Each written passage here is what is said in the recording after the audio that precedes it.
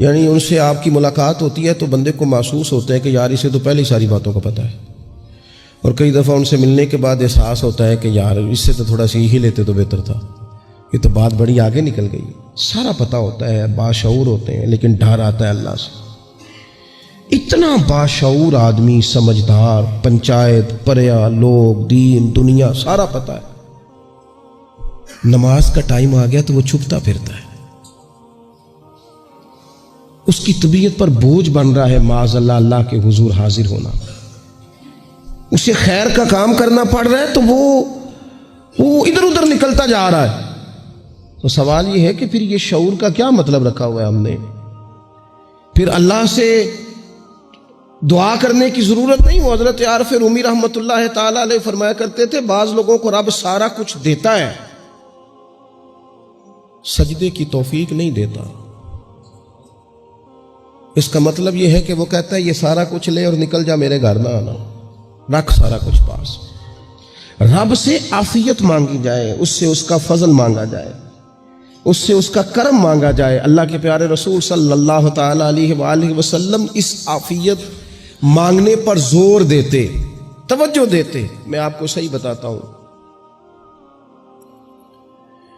رب نے اگر کسی بندے کو عافیت میں رکھا ہو نا تو حالات کیسے بھی برے چل رہے ہوں اس کا بگاڑ کچھ نہیں سکتے۔ اور اللہ تعالیٰ معاف کرے 100 دفعہ خاکم بدہن، اگر کسی وقت اس کے کرم کی نگاہ پھر جائے تو پھر سارے اسباب سمیت بھی انسان اپنے پیروں پہ کھڑا نہیں رہ سکتا۔ اس سے جب تک طلب کرم نہیں ہوتا، طلب عافیت نہیں ہوتی، اس کی بارگاہ سے جب تک بندہ مومن پورا رجوع نہیں کرتا، یہ عافیت اتنی اعلیٰ چیز ہے کہ نبی پاک علیہ السلام نے فرمایا اذان اور اقامت کے درمیان جو وقت ہوتا ہے اس میں دعائیں رد نہیں ہوتی۔ دعا مانگا کرو گے تمہاری اللہ اپنے فضل سے قبول کر لے گا۔ عرض کی یا رسول اللہ کیا مانگے؟ تو فرمایا عافیت مانگو رب سے۔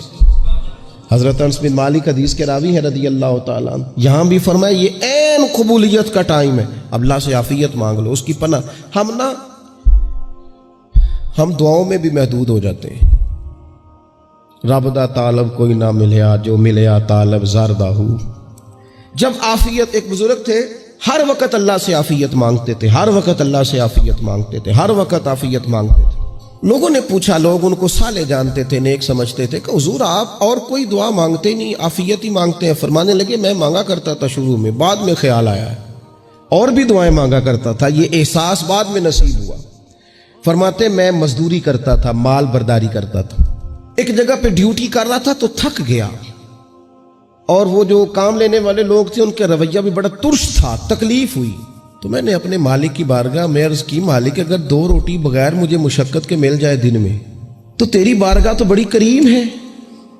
کہتے ہو میں نے یہ دعا مانگ لی، ذرا میں تھوڑا آگے بڑھا تو 2 بندے آپس میں لڑ رہے تھے، میں ان کی صلح کرانے کے لیے، انہیں بچانے کے لیے آگے بڑھا، تو میں جس کو چھڑا رہا تھا دوسرے نے میرے اوپر ضرب لگا دی، میرا بھی سر پھٹ گیا۔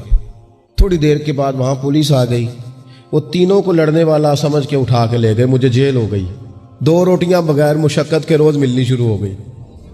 دعا مانگی تھی نا کہ یا اللہ 2 روٹیاں مل جائے نا بغیر مشقت کے، کہتے وہ 2 روٹیاں روز ملتی، کوئی کام نہیں کرنا پڑتا تھا، پر جیل ہو گئی۔ فرماتے میں بڑا پریشان تھا، روز روٹیاں پابندی سے آتی اور بہترین آتی، کھانا ملتا۔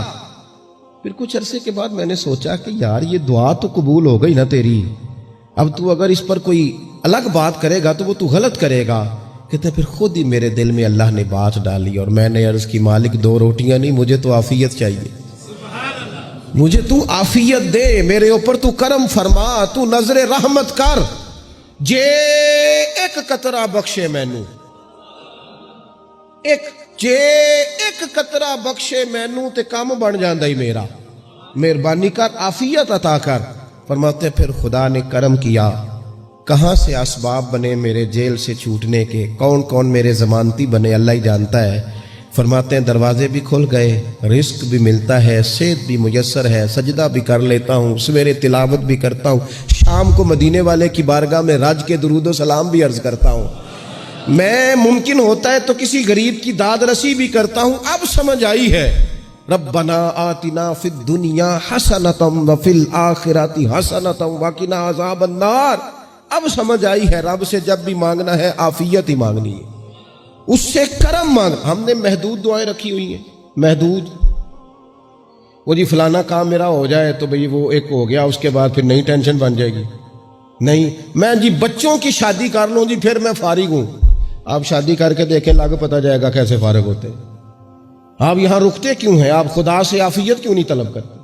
اس کی بارگاہ سے وہ کیوں نہیں مانگتے کہ جو ایک قطرہ ملے تو دنیا اور آخرت کے سارے کام ہو جائے؟ اس سے اس کی رحمت کا سوال کرے، اس سے اس کے کرم کا سوال کرے۔ اللہ کی بارگاہ میں بھی حاضر ہونا اور جچی تلی اور جناب ناپ تول کر اور محدود چیزوں کا سوال کرنا، مالک سے مانگے، اور وہ جب دیتا ہے تو دیتا بھی بے حساب ہی ہے۔